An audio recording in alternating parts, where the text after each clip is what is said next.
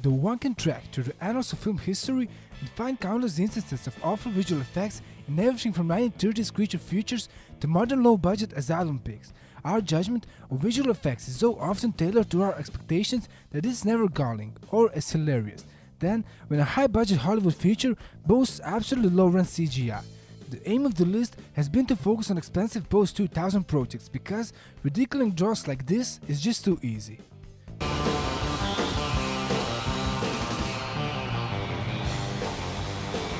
Gotta be kidding me.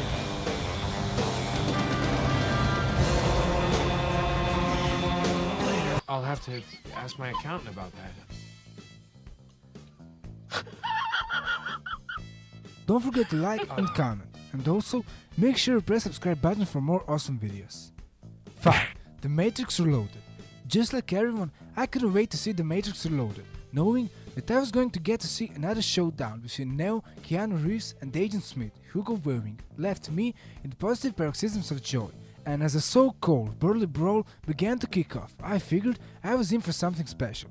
A frequent ridicule here of the scene is that it too closely resembles a video game. The low-quality textures of Neo's jacket, which looks too smooth, and the overall blurriness of the countless Agent Smith clones make the scene scarcely coherent at the worst of times. Also, ropey animation and poor physics make it harder to swallow, while the CGI artist decided it was fine for Neo's pole to bend at several points during the fight. 4. The Lord of the Rings, Return of the King. This one's particularly embarrassing given the shed load of Oscars, including Best Picture and Visual Effects, that Peter Jackson's series capping opus collected.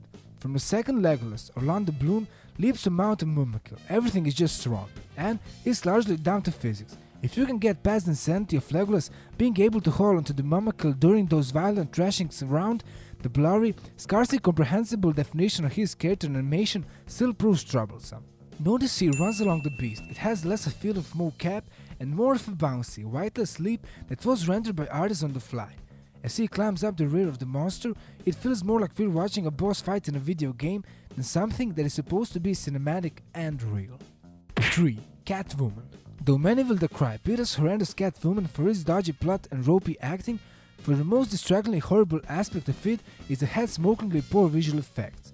It's clear that the director has a lot of faith and investment in CGI, hence him using it here in completely unnecessary circumstances for just about every stunt possible, even those which should be easily achievable by, those elusive things called stuntwoman.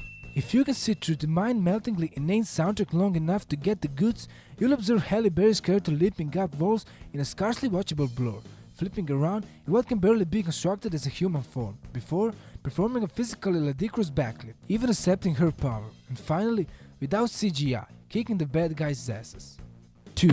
Deep Blue Sea. The close-up of Samuel L. Jackson is the first mistake. Seeing the shark dive from behind him looks incredibly cheesy, particularly as he disappears off of the screen in an awkward blur. However, the next shot is absolute gold. A terribly animated and rendered CGI shark grabs Samuel L. Jackson in its teeth and flops onto the floor, while a scarcely comprehensible model of Jackson's character looks more like a practical mannequin than anything, even though it cannot be.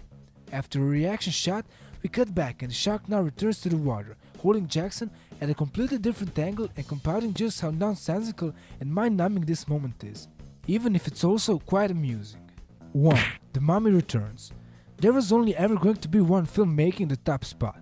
If only the filmmakers of The Mummy Returns were a little more confident in their investment, for the film ended up grossing $433 million against a $98 million budget. Then they might have poured a little more time and money into creating a convincing foe for the finale of what is admittedly a pretty rickety sequel throughout. When the Scorpion King finally emerges during the climactic battle, he barely resembles The Rock.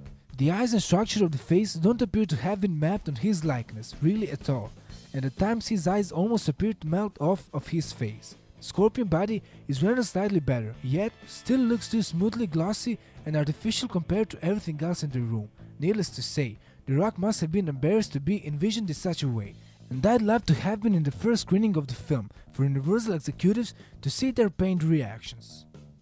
Thanks everyone for watching. If you like this video, press subscribe button for more awesome videos, and for more information, follow us on Facebook and Instagram.